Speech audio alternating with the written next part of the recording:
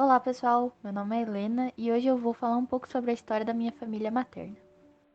No final do século XIX, os pais da minha avó materna, meus bisavós, Vendermino Brescancin e Gecolásio Marcolina Brensolin, vieram da Itália para o Brasil ainda quando eram crianças, em razão da situação política da Itália e por conta da situação financeira de suas famílias.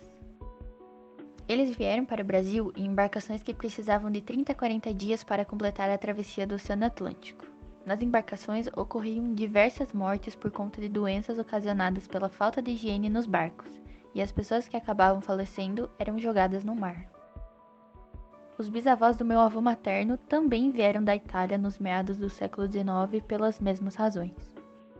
No dia 1º de outubro de 1928, minha avó, Teolide Brescancin, nasceu, e dia 1º de setembro de 1929 nasceu meu avô, Carlos Alberto Moretti. Os dois nasceram em casa, não havia acesso fácil a hospitais naquela época. Quem fazia os partos era normalmente uma mulher mais experiente da família ou da comunidade. Meus avós, ambos nascidos em Casca, Rio Grande do Sul, vieram de famílias católicas extremamente conservadoras. Estudaram só até a 4ª série para ajudar na agricultura de subsistência da família e também porque só era oferecida até esse nível no interior. Somente em centros maiores havia oferta de ensinos mais avançados. Dia 24 de maio de 1969, minha avó se casou com meu avô, agora se chamando Teolide Brescancin Moretti. Eles se casaram no civil e na igreja católica. O casamento na época era um grande acontecimento nas comunidades locais. A festa acontecia no almoço de um sábado. Serviam cucas e bolachas que eram produzidas na semana anterior por toda a família e serviam também o churrasco. Casando-se, eles foram morar na casa dos pais do meu avô. A casa era grande, de madeira bruta, para receber a família toda que crescia constantemente. Meus bisavós tiveram 11 filhos, então quando falamos que a casa é grande não é exagero. A casa tinha sótão e porão de chão batido.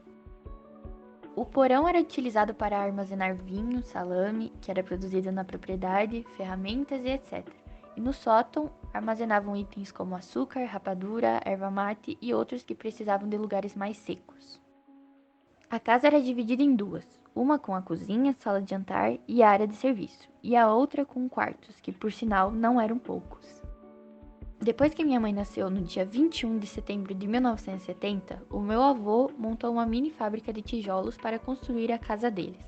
Logo em seguida, no nascimento da minha mãe, veio meu tio, que nasceu dia 18 de novembro de 1971. Todos os irmãos do meu avô ganharam um pedaço de terra do pai deles, onde construíram as casas e cultivavam as terras para sobreviver. Comiam o que produziam e vendiam o excedente, bem pouco, como ovos, suínos e soja. A alimentação deles tinha muita carne, legumes, frutas e cereais que eram fáceis de produzir. A casa que meu avô construiu para eles era de alvenaria por fora e de madeira por dentro. Como eles moravam no interior, as notícias chegavam pelas pessoas, que raramente passavam por lá. Só anos depois chegou o rádio e só no final dos anos 70 eles conseguiram comprar a primeira televisão. Minha mãe e meu tio, já diferente dos meus avós, nasceram no hospital, mas isso não quer dizer que eles tinham fácil acesso a esse tipo de medicina.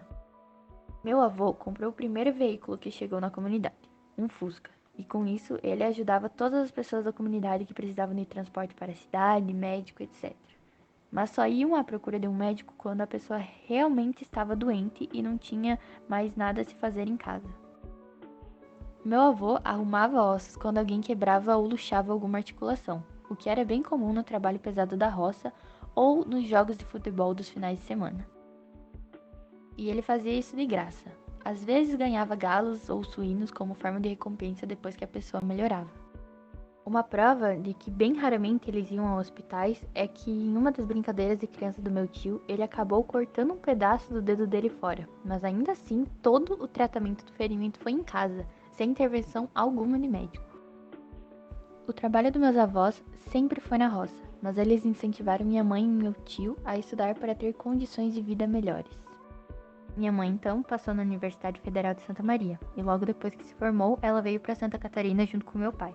E depois, meu tio passou no concurso do Banco do Brasil e veio morar aqui também. Meus avós vieram visitar e gostaram do local e decidiram que iriam se mudar para cá para ficar mais perto da família. E esse foi um breve resumo sobre a história da minha família materna. Espero que tenham gostado e obrigado pela atenção.